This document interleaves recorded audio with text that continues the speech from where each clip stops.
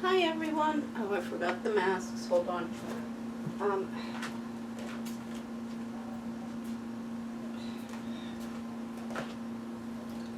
Remember to wear your mask. Sorry, my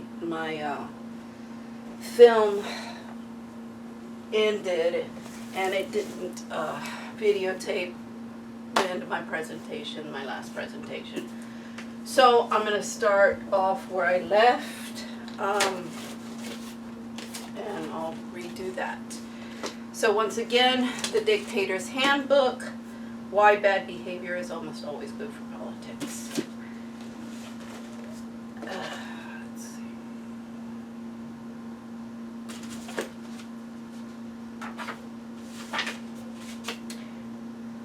Let's start with a tale of a small town team of seemingly greedy, grasping, avarice louts, so that we can appreciate how the world looks from a leader's perspective.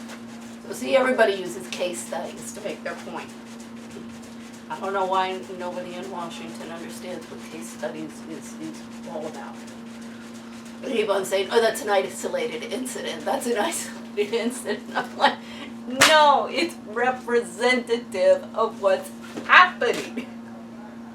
They cannot bridge the gap of rhetoric to reality. That's what I'm asking about. I'm like, you understand your rhetoric. Well, you passed the test that says that you do. At least you memorized it. Well, guess what? That stuff actually applies to real world situations. Duh? No. And yet it's vital that we remember that this is a story about politics, not personality.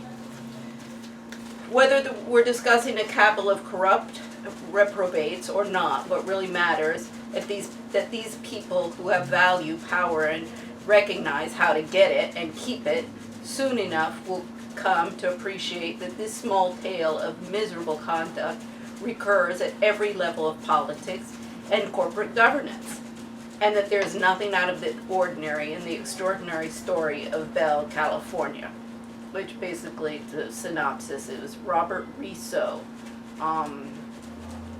city manager of a small town of Bell, California, population 36,600. Bell, a suburb of Los Angeles, is a poor, mostly Hispanic and Latino town. So he became mayor, and of course, lined his pockets and all sorts of other pockets, and you know, until finally somebody said, wait, something's wrong here. Instead of, oh, but everybody does it, so it's okay. That is the contextual. I mean, I always get that kind of justification from people. I mean, you can understand when it comes from a little kid. You have to explain to the kid, well, no, just because everybody does it doesn't make it okay. Like my mother used to say, well, if everybody was jumping off of a cliff, would you do it too? You know, following the leader, if the leader is committing suicide, is not a good idea. Okay, Bell presents a number of lessons to teach us about the rules to rule by. First, politics is about getting and keeping political power. It is not about the general welfare of we the people. Now, for one moment, the job under the democratic process and what legitimizes a government under democratic principles instead of divine rule or divine right, I guess I should have said, and absolute rule. No, it's you have to provide for the general welfare. And this is why now we've got all the cabals and factions that are ruling the roost. And that's why there's no consensus or anything like that. Everybody's vying for their own piece of the pie, or ¿Quién ha llevado mi queso? The book is who took my piece of the cheese or something, I think it's called in English. It's been published in English, French. I still haven't read it, but I understand the gist of, you know, these disgruntled people who went to school, like my ex and his brother, you know, did what they were supposed to do, yet they didn't make it in the world. And of course, this is because of other people, not because of themselves. No, of course not. So, you know, now you got the blacks vying for, they want to become the new masters of the universe, the Latinos, the Middle Easterns, the Asiatic, against the Europeans. Where do you think this is going to lead to us? I know. I mean, there is no good outcome here. And you know, so, and the alpha dominance, feminists are one of the motor, and they have infiltrated the HR function and are just creating chaos. But I can't find any lawyers out there with brains and balls to start really attacking them. So, see, a good ruler doesn't care about the general welfare of we the people. Second, political survival is best assured by depending on few people to attain and retain office. Of course. You know, you get the right people around you who have the right contacts in the press and have all of the right contacts. Yeah, that you can put out as much propaganda as you want and nobody will call you on it. See, if they have the right contacts within the whole cesspool, that's all they need. And you know, the people will follow. I mean, the press is so much involved in and they're just propaganda machines, in the political process. You know, the people don't have a chance of being informed of what the truth is. And then you get the people up on the podium, the debates, and they just squabble. Healthcare. I keep on explaining to everybody until you attack the sugar industry, the food processed industry, the fast food industry, the soft drinks, the all of those things, then, you know, you'll never, ever be able to pay for universal health care coverage for everybody in your community, well, your country or your social order. Never. People are too sick. You got obesity, you got diabetes, you got heart problems, and then with the domestic abuse, now there's the Saunders report that from Congress, I believe it was, that all of us in the domestic violence arena knows about, demonstrates that all of our psychological problems are coming from the domestic abuse. Now this gets into sexual, physical, and psychological abuse. But of course, the domestic violence people and everybody wants to shut up anything about psychological abuse, because that's what everybody's using in their RICO games. And that's what everybody, and of course, don't expose that we're all abusive. So what do? We make sure, and this is what the domestic violence industry is doing, we make sure that the focus is put on the spotlight and the focus is put on the sexual and physical abuse. Just in the rhetoric, because believe me, the pedophiles are winning. My sister in Colombia, she said, you can't believe it. Now they're coming out with that this is just, the pedophiles are saying that this is another lifestyle, just like the homosexuals. And I laughed, and I said, oh God, we've been hearing that for years. I've known that. I've told you that I don't know how many times. ground zero in the United States is where it starts. All of these wacko ideas. We're the leaders right now, believe me. The Russians or the Chinese or the Brazilians or the Indians, they're going to win. I mean, they're playing their game good. We got the Koch brothers, producing the Fourth Reich in this country to try and build the power of the white supremacists, and that's why we got Trump in the office, while all the others are trying to put in their dictators and their oligarchs, we see that perfectly in Russia, so that then they can all squabble over the power and the money and the resources of a dying planet. I imagine they have some plan to get to Mars. I don't know how they think they're getting to Mars before the planet gets destroyed, but I don't know, I've seen some stuff. One thing, I was watching about Tesla. He was an inventor. And amazing. And of course they took all of Tesla's stuff, and he was supposedly, centuries ahead of his time. So maybe they expanded on that, and there's stuff that we don't know about. And that's how they're going to get there. But I don't know, every time I hear about a billionaire buying a ticket to Mars, I'm like, buddy, we're going to destroy our planet before we have enough technology to make Mars habitable for us.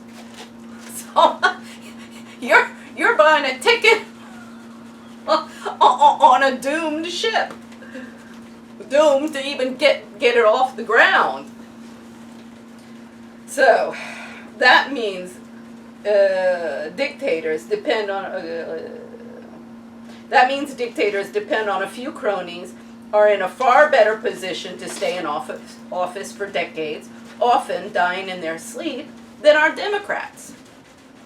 But as we see, Trump is just something that has been happening in all of the other countries where they've had their revolutions, and we're going to put in a democracy, and then you put in the cabals and factions that are all fighting over each other.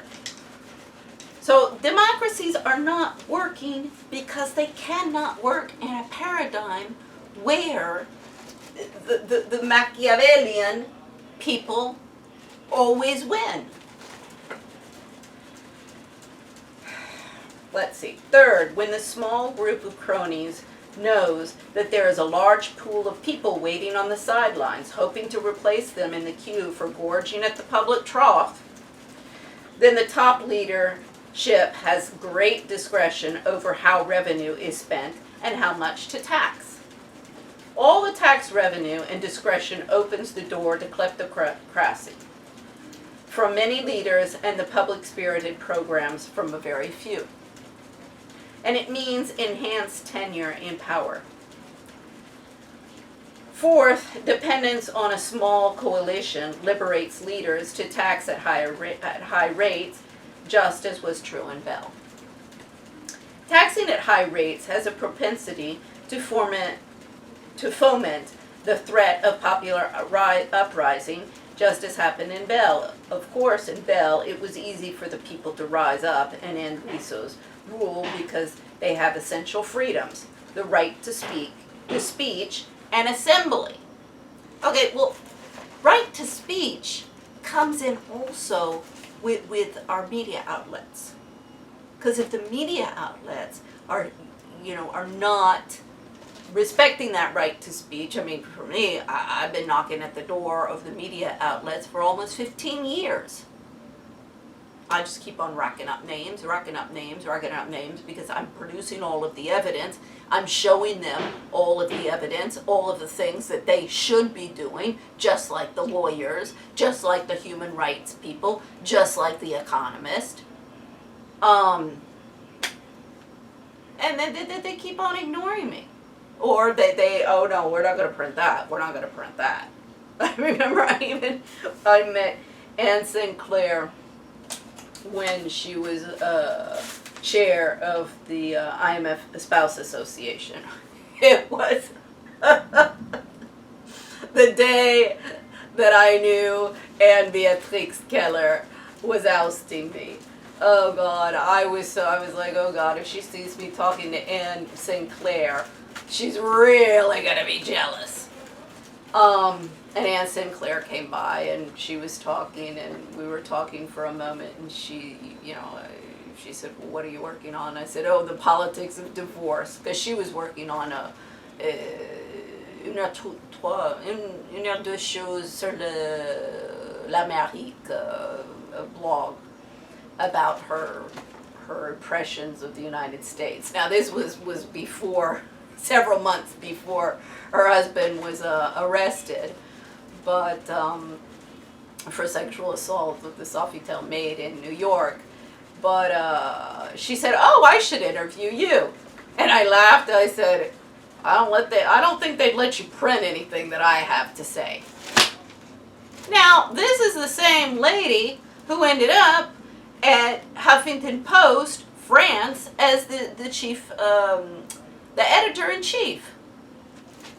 She got a letter from me after that, not only about what had happened at the IMF Family Association and how she was also implicated in that as chair, honorary chair of the association. That comes with some responsibility. I mean, Nicole Parfait didn't understand that when I was president of the Bogota K. All of these women, the ambassador's wife, she was the ambassador's wife to Ambassador Danielle Parfait at the time. But they just like everybody else in the diplomatic corps and in the corporate world, they just want to jet set, schmooze and cruise with the ruling elite of the country where they are. Because most of these expats, Anne Sinclair is a little bit different, but they move up very, very quickly in the social ladder when they move abroad. Because most of the time in their home countries, they're, middle management or within the corporate structure, I'm talking, maybe not in the offices. But they're not sending their CEOs of the United States to these countries. And almost all of this is well documented within the expat literature, which there's quite a bit. There's a whole bunch of PhDs and MBAs who are also up a creek without a paddle, because they're studying all of this stuff. Same thing. There's one who specializes in trailing spouse. She's done some work on this. Why isn't she exposing this? No, she wants to cash in and write about it and make money off of the entire situation without ever taking a stand or without ever, taking anybody to court. No. Then they oust you. So you can write about these problems as much as you want.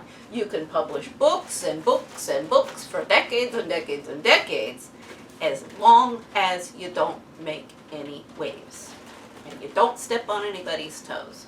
Then freedom of speech is allowed, because in the United States, they know nobody's going to do anything about it. And the rest of the world is just following suit. You put in, no worries, we'll get a democracy here, because it doesn't change anything. With Spain, this is the perfect example. With their utopian constitution and the penal code and the civil code, almost utopian. A couple of things I'm going to change. But doesn't make any difference. Spain is still run like it was under Franco. And before that. The courts, they trample on your rights. Nobody, if people do not have rights in the courts, they have no rights. That's where the rights of citizens are upheld or infringed upon. Ultimately, sure, in your workplace or something, that's why if your rights are being infringed upon in your workplace or your home, this place, just like all the others. And a lot of landlords are going to be losing their homes because of the crap that they're pulling.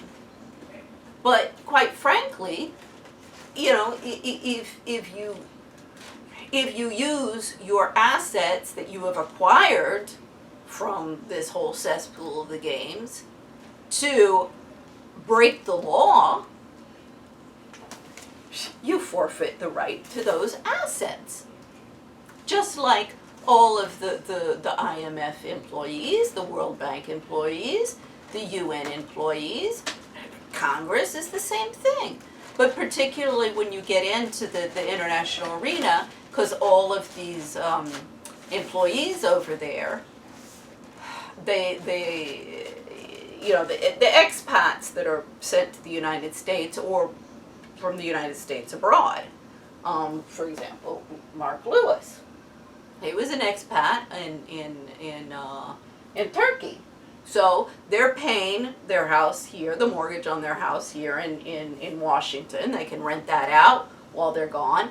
And then when but while they're abroad, the IMF, I mean, usually I'm not positive about how that works, but I would put my finger on fire, that they're getting a housing allowance. Their housing is being paid there. Their children are going to some of the best schools. Same with all of the employees that are brought into the United States. Their children, they go to the private prep schools like Holton Arms, and Beatrix Keller's son went to Woodbury Forest, where my brother went.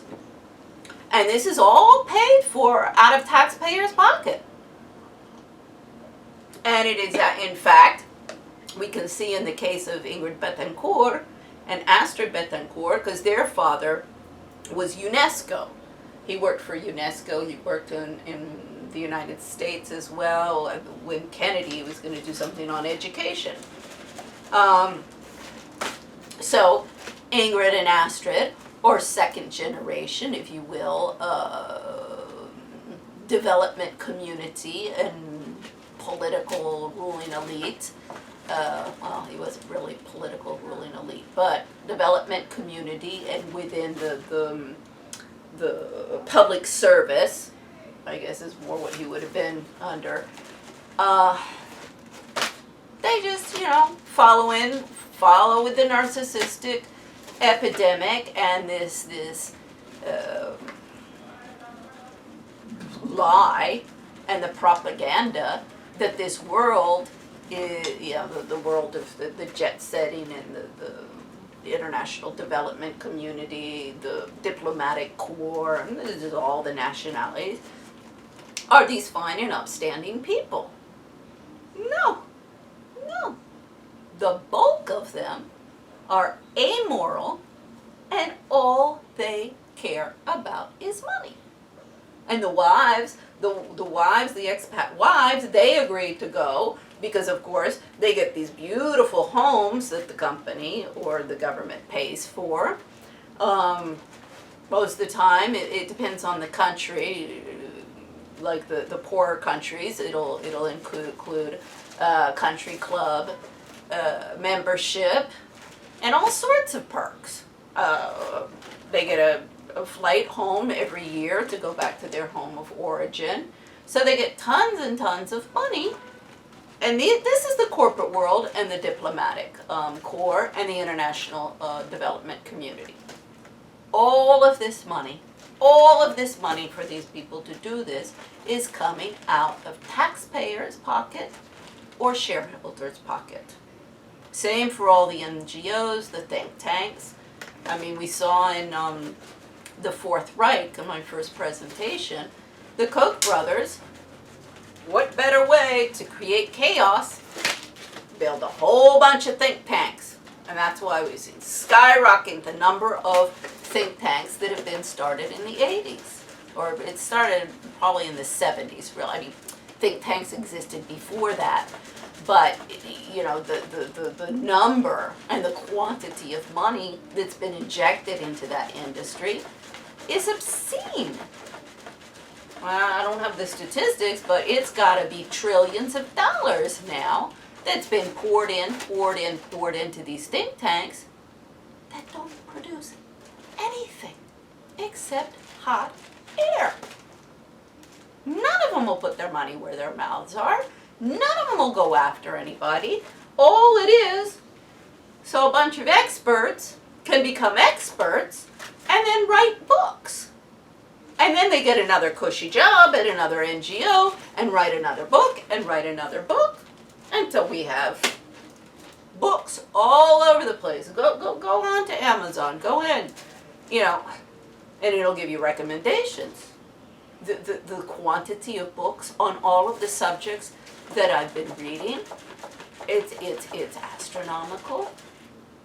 All the evidence is there. Why won't the lawyers move?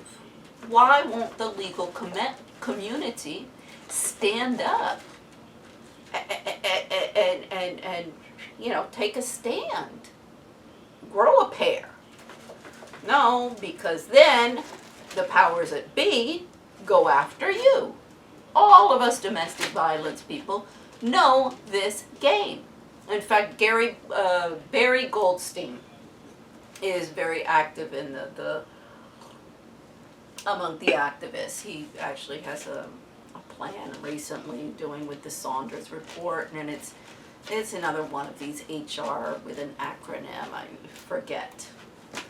Anyway, I mean, we're most of the domestic violence people, the issue is with most of the other activists, and I'm not talking about the victims, these are more the lawyers and the experts. They don't, I mean, none of them have ever told me what they, you know, why they're not helping me in getting cases admitted to the international courts. I mean, nobody's ever said to me, nobody ever comes up to me and says, well, no, I got a problem here, or I got a problem there, or you're wrong here, or you're wrong there.